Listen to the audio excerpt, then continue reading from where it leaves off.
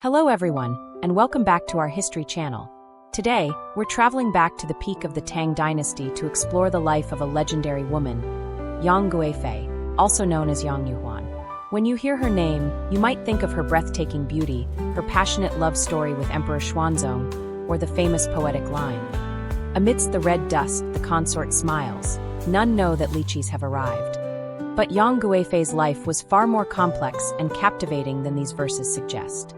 From a young girl in the Sichuan region to the most beloved consort of Emperor Xuanzong, and ultimately becoming entangled in the tragic An Lushan Rebellion, her story is filled with dramatic twists and turns. Today, we'll take a deep dive into her life to see how this woman, celebrated as one of the four great beauties of ancient China, left an eternal legend on the stage of history. Are you ready? Let's begin. Yang Yuhuan, later known as Yang Guifei, was born in the year 719 CE during the 7th year of the Huxuan era. Though her exact birthplace is still debated, most historians believe she came from the Sichuan region, an area famous for its rich natural resources, vibrant culture, and significant role in the Tang Dynasty. Yang Yuhuan's family was of modest means. Her father, Yang Xianyan, served as a local official, while her mother's identity remains unknown. Despite not being from an influential background, her family ensured she received an excellent education, something that would shape her future. From an early age, Yang Yuhuan was admired for both her beauty and intellect. Stories describe her as having eyebrows as graceful as distant mountains, skin as smooth as porcelain, and a slender, elegant figure. But she wasn't just beautiful, she was also talented. She mastered music and dance, excelling at playing the pipa and performing the Huxuan dance, a high-energy, technically demanding dance from Central Asia. These talents made her stand out, and would later pave her way into the imperial court. But fate took a decisive turn when she turned 16. Her uncle arranged for her to marry Prince Shou, Li Mao, the 18th son of Emperor Xuanzong. Prince Shou was immediately captivated by her, and soon after, Yang Yuhuan became his wife. She transitioned from an ordinary girl in Sichuan to a member of the imperial family, stepping into the glamorous yet treacherous world of Chang'an's aristocracy. However, this seemingly fortunate marriage was only the beginning of her legendary story, for there was another pair of eyes in the palace, those of Emperor Xuanzong himself. As the famous poet Li Bai wrote, "Gazing at her robes, the clouds take form. Looking at her face, flowers bloom with grace. If not on Jade Mountain would we meet, then surely under the moonlit terrace." This poem captures both her ethereal beauty and the emperor's growing admiration. By 737 CE, Yang Yuhuan had become the princess consort to Prince Shou. At this time, Emperor Xuanzong, then in his 50s, was presiding over the height of the Tang Dynasty's golden age. Yet, as he aged, Xuanzong became increasingly indulgent in courtly pleasures. According to historical accounts, Xuanzong first laid eyes on Yang Yuhuan during a court banquet, where she performed the mesmerizing Huxuan dance. Her graceful movements and captivating beauty left the emperor utterly enchanted. However, there was one major complication: she was married to his son. To resolve this, the emperor and his trusted officials devised a clever plan.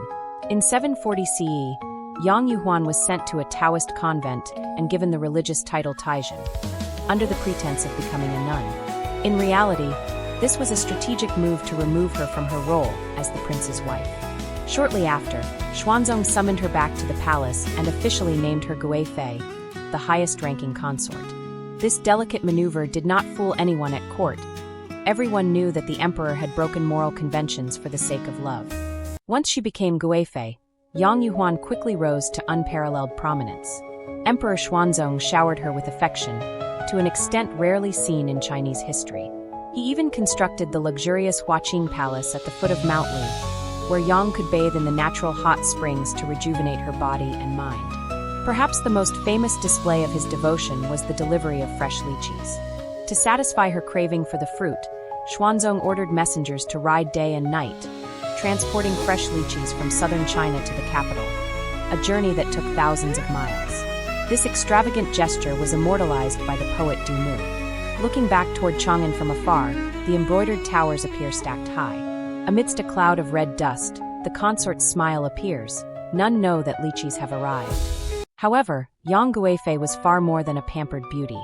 She was intelligent and perceptive, understanding the complex politics of the imperial court. She actively participated in cultural activities and even collaborated with Xuanzong in creating the famous musical piece The Rainbow Skirt and Feathered Dress Dance, Nishang Yui Chu, which became an iconic symbol of Tang Dynasty culture.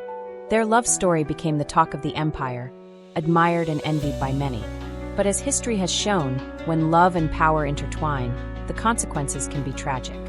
All golden ages must eventually come to an end. In 755 CE, the An Lushan Rebellion erupted, shattering the prosperity of the Tang Dynasty. An Lushan, a general who had once enjoyed Xuanzong's utmost trust, grew ambitious and led a massive rebellion, swiftly capturing the capital, Chang'an. Emperor Xuanzong, weakened by age, was unable to quell the uprising.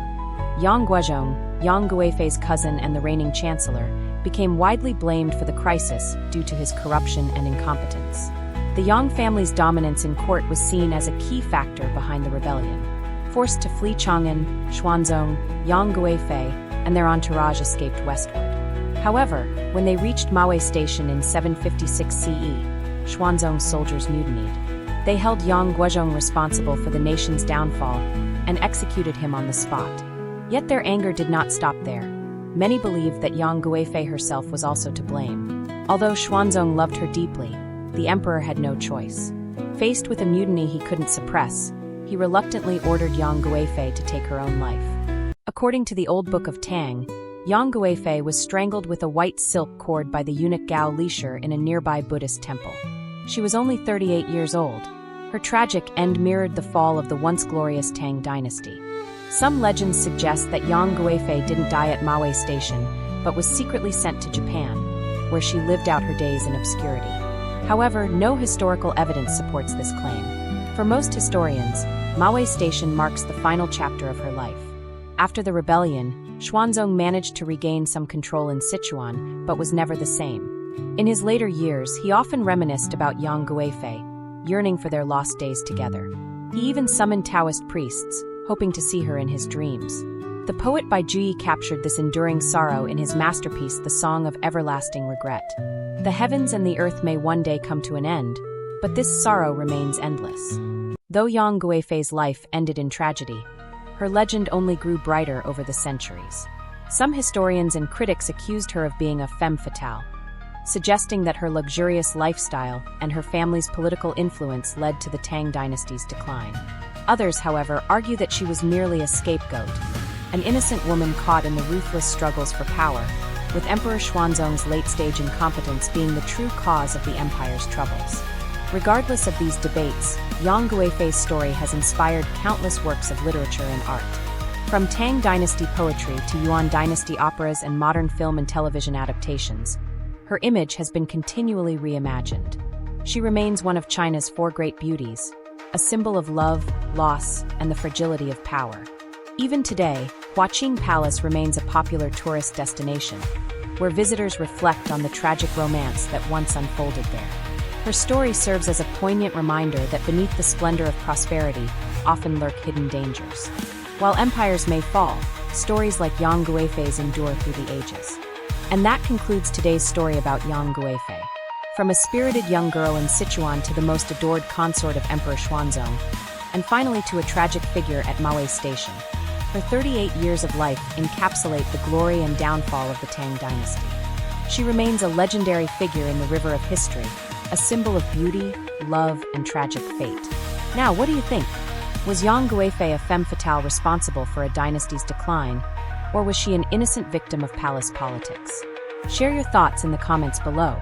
If you enjoyed today's episode, don't forget to like, subscribe, and hit that notification bell so you won't miss any of our future stories. See you next time.